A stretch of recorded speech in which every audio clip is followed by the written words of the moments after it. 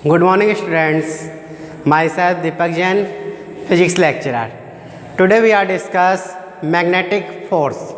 Magnetic force due to a current carrying conductor. हमारे पास एक current carrying conductor है placed in magnetic field. हम उसको कहाँ पे रखेंगे? मैग्नेटिक फील्ड पे.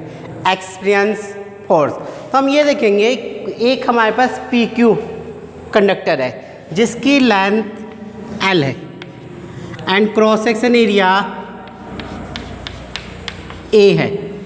इसके अंदर आई करंट फ्लो हो रहा है. इसकी length L, cross section area A. इसके अंदर कितना करंट पास हो रहा है? आई. इस आई करंट के कंडक्टर को हमने बी मैग्नेटिक फील्ड में रख दिया एट एंगल थीटा. तो हम देखेंगे इसके ऊपर फोर्स कितना लगेगा. तो हमें पता है we know force.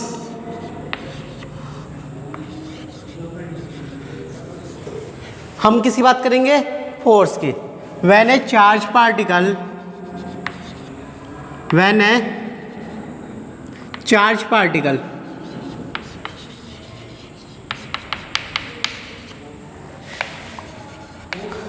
moves in magnetic field.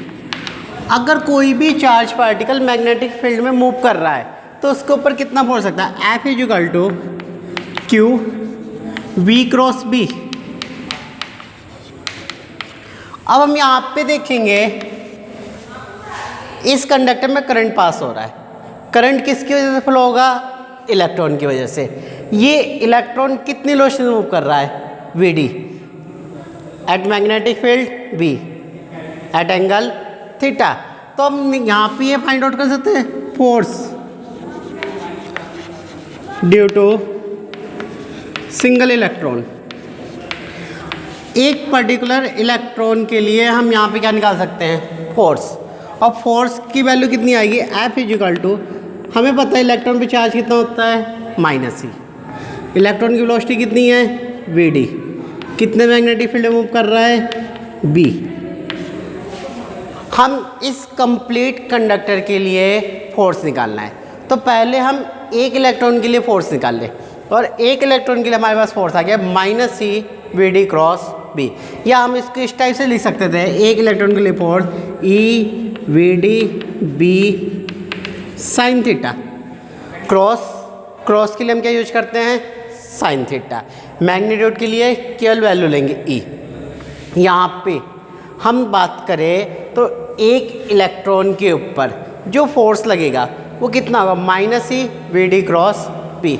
हम इस कंडक्टर के लिए टोटल नंबर ऑफ इलेक्ट्रॉन निकाल लें कि इस कंडक्टर के पास टोटल कितने इलेक्ट्रॉन हैं और उसकी इससे मल्टीप्लाई कर लें. हमें क्या मिल जाएगा? Total force. तो हमें पता है कि इस कंडक्टर की लेंथ कितनी है?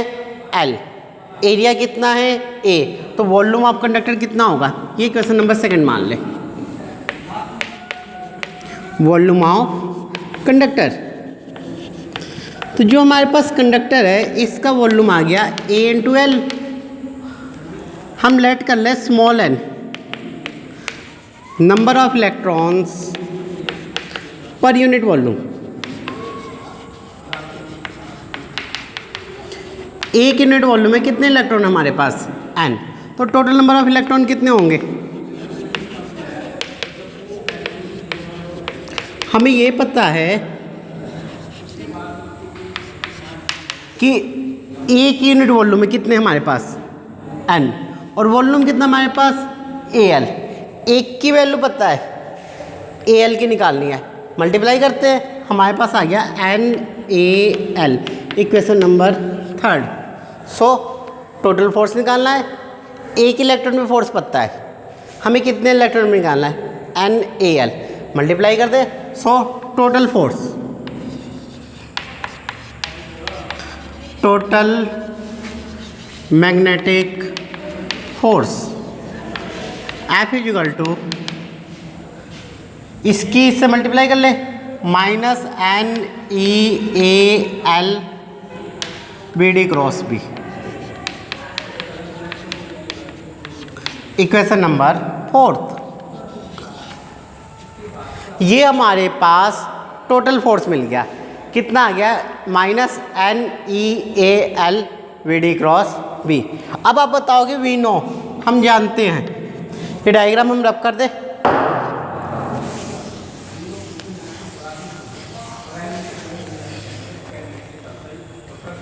हम जानते हैं कि करंट का फार्मूला क्या होता है NEAVD, और करंट एलिमेंट कितना होगा IL NEALVD। अगर हम इसे वेक्टर फॉर्म में बात करें IL वेक्टर कितना होगा -NEALVD, क्योंकि अभी जो हमने यहाँ पे डायग्राम लिया था उसमें देखा था करंट ये P से Q की ओर फ्लो हो रहा है और इलेक्ट्रॉन Q से P की ओर फ्लो हो रहे हैं। करंट और वेलोसिटी की डायरेक्शन एक दूसरे के अपोजिट है, तो करंट और वेलोसिटी इन दोनों की डायरेक्शन एक दूसरे के अपोजिट है, इसलिए यहाँ पे साइन किसका आएगा माइनस का। तो -NEALVD ये सेम चीज़ है यहाँ पे, तो इसकी जगह हम क्या लिख सकते हैं IL। सो फोर्स की वैल्यू कितनी आ गई हमारे पास F = IL क्रॉस B, और आप इसको लिख सकते हो F = ILB sin थीटा।